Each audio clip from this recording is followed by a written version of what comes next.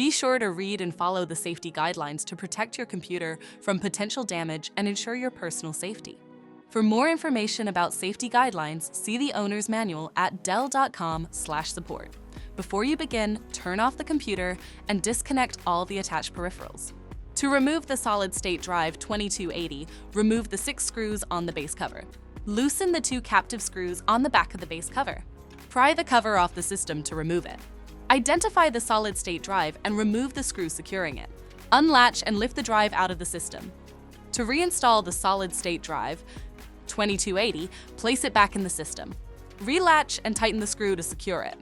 Place the base cover back on the system and secure it with the 8 total screws. For more information about your Dell system, visit dell.com/support.